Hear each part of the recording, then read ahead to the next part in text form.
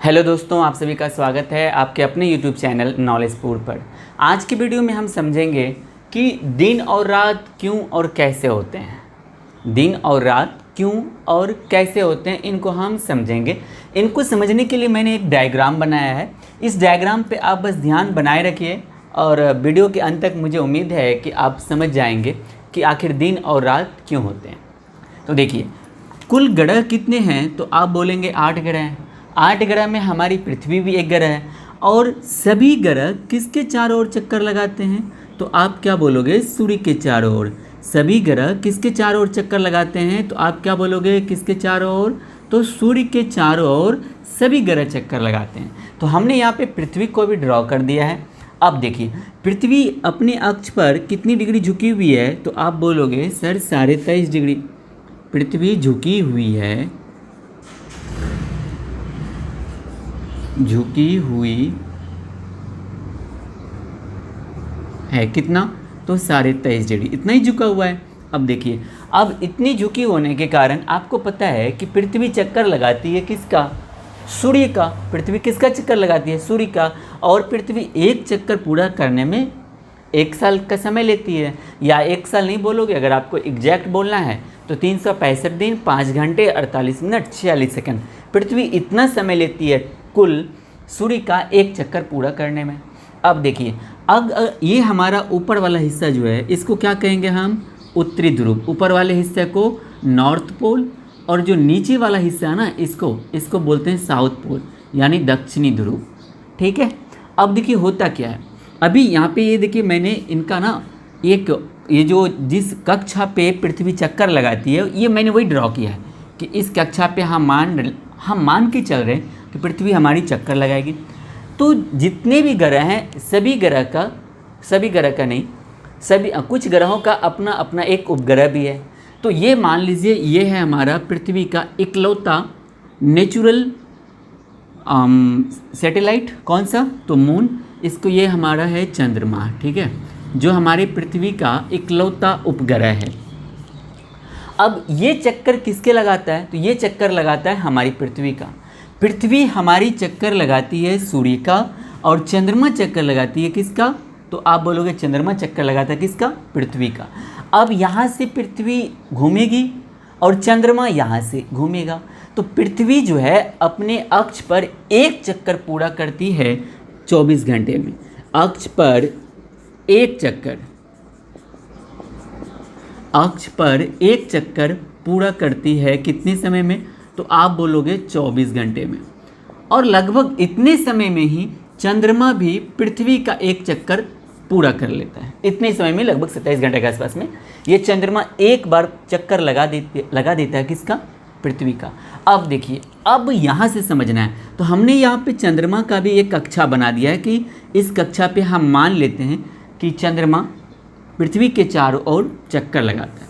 अब देखिए, अब यहाँ पे सूर्य का प्रकाश पृथ्वी के इस हिस्से पे अच्छे से पड़ेगा, क्योंकि यह चंद्रमा के सामने है। अगर चंद्रमा के सामने है तो इनको प्रकाश मिलना है। तो यहाँ पर जहाँ पर सूर्य का प्रकाश मिलेगा, यानी पृथ्वी के जिस हिस्से पर सूर्य का प्रकाश मिलेगा, उधर क्या होगा? तो उधर होगा दिन। उधर क्या होगा? दिन। पृथ्वी के जिस हिस्से पर सूर्य का प्रकाश मिलेगा, उधर क्या होगा? दिन होगा। और पृथ्वी के जिस हिस्से पर सूर्य का प्रकाश नहीं पहुंच पाएगा, उधर क्या होगा? रात होगा। अब रात क्या मतलब है? इसका मतलब है इधर हमको क्या दिखाई देगा? इधर हमको चंद्रमा दिखाई देगा। यही होता है ना। अब याद रखिएगा आप, चंद्रमा का अपना कोई लाइट नहीं होता है। जितने भी ब्रह्मांड में जो भी चीज़ है, वो सूर्य के प्रकाश में ही लाइट कर रहा है, सूर्य के प्रकाश में ही चमक रहा है। तो दिन के यहाँ पर मान लीजिए, यहाँ पर क्या सूर्य का प्रकाश क्या चंद्रमा की तरफ नहीं जाएगा? क्या सूर्य का प्रकाश चंद्रमा की तरफ भी तो जाएगा? इन हिस्से में भी तो प्रकाश पड़ेगा। अब मान लीजिए, इन हिस्से में, पृथ्वी के इस हिस्से में भी सूर्य का प्रकाश पड़ रहा है, और उसी समय सूर्य का प्रकाश चंद्रमा के इस हिस्से में पड़ रहा है। तो क्या सूर्य के प्रकाश के सामने ये चंद्रमा का जो प्रकाश होगा, जो सूर्य से प्राप्त करने के बाद जो ये रिफ्लेक्ट करेगा, परावर्तित करेगा, क्या उनके सामने ये तो नग्न होगा। आप ऐसा समझो जैसे मान लो कहीं पे बहुत बड़ी लाइट लगी हुई है और वहाँ पे आप टॉर्च जलाओ, उनके प्रकाश का हमको पता भी नहीं चलेगा। तो वही होता है चंद्रमा के साथ भी। सूर्य का प्रकाश पूरा पृथ्वी के इस हिस्से पे पड़ रहा है, तो यहीं पर चंद्रमा का प्रकाश, जो सूर्य का प्रकाश जो चंद्रमा पर पड़ रहा है, हमको इधर से ना, हमको इस साइड से हमको चंद्रमा दिखाई नहीं देगा। क्यों नहीं देगा? क्योंकि सूर्य का प्रकाश बहुत ही ज़्यादा हम लोगों को मिल रहा है। अब होता क्या है, अब यहाँ पर तो प्रकाश चंद्रमा को मिल रहा है, इधर पृथ्वी को मिल रहा है, लेकिन इस हिस्से में प्रकाश नहीं पहुँच पा रहा है। तो अब यहाँ पे जो इनको प्रकाश मिला, किसको? चंद्रमा को, तो ये अपना प्रकाश रिफ्लेक्ट करेगा। यहाँ से मिला, ये रिफ्लेक्ट करेगा, ये क्या करेगा? रिफ्लेक्ट करेगा, परावर्तित करेगा। तो इधर का प्रकाश, अभी देखिए, अब ऐसा मत समझिए कि सर इधर बाहर जा रहा है, हमारी पृथ्वी तो और बड़ी होगी ना, चंद्रमा भी बड़ा होगा, तो हमने बस सबको समझाने के लिए ड्रॉ किया है। तो इनका प्रकाश चंद्रमा का जो ये परावर्तित करेगा, परावर्तित करने के बाद जो ये उधर लौटेगा, तो उधर किधर? तो पृथ्वी के दूसरे हिस्से में जिधर सूर्य का प्रकाश नहीं पहुंच पा रहा है, वहाँ पर पहुँचेगा किसका प्रकाश?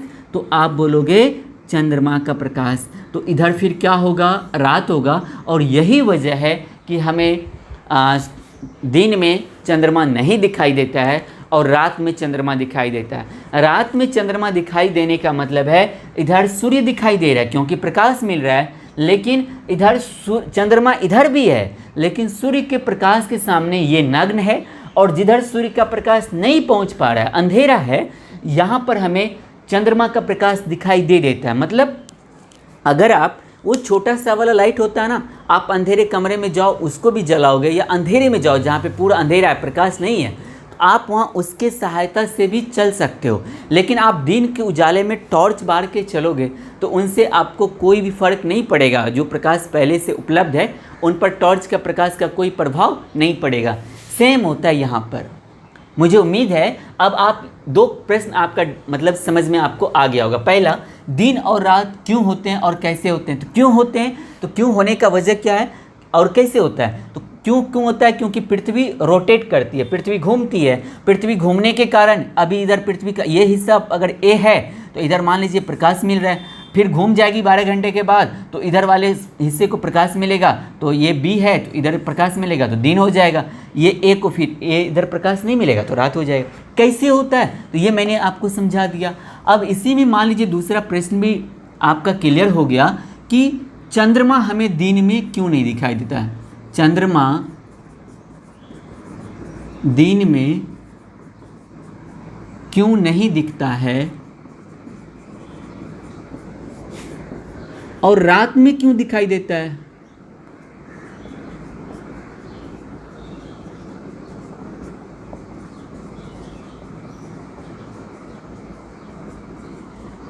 मुझे उम्मीद है आपको ये दोनों चीज़ समझ में आ गया होगा। तो आप एक सेंटेंस में बोल सकते हैं, पृथ्वी अपने अक्ष पर जो घूमती है, अक्ष पर घूमने के कारण दिन और रात होते हैं। पृथ्वी के अपने अक्ष पर घूमने के कारण क्या होते हैं? दिन और रात होते हैं। अक्ष पर घूम रही है, यहाँ पे ये घूम रही है, अब घूमेगी तो यहाँ वाले हिस्से में प्रकाश पहुँचेगा तो दिन है, इधर वाले हिस्से में पहुँचेगा तो रात है। और आप यह भी क्लियर कर लीजिए, सूर्य छुपता उगता डूबता उगता कुछ भी नहीं है। ये बस हम लोग बोलचाल की भाषा में बोल देते हैं। मतलब हमें प्रकाश नहीं मिल रहा है तो उस समय रात है और मिल रहा है तो दिन है।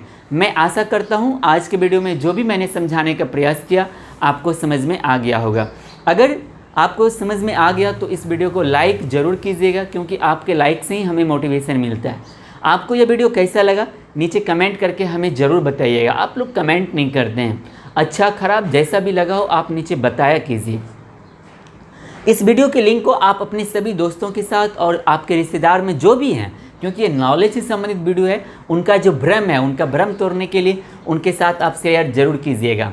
अगर आप हमारे चैनल पर पहली बार आए हैं तो इस चैनल को सब्सक्राइब जरूर कीजिएगा। अगर आपके परिवार में या दोस्त कोई भी अगर 10वीं की तैयारी कर रहा है, अभी जो कोरोना के वजह से सभी सरकारी स्कूल और प्राइवेट संस्थान बंद हैं, तो हमारा चैनल एकमात्र ऑप्शन है आपके पास जो आपको 10वीं की तैयारी करवा रही है और पूरे सिलेबस को भी कवर करेगी, वो भी डीप नॉलेज के साथ। तो उनको ज़रूर बोलिएगा नॉलेजपुर चैनल विजिट करने के लिए।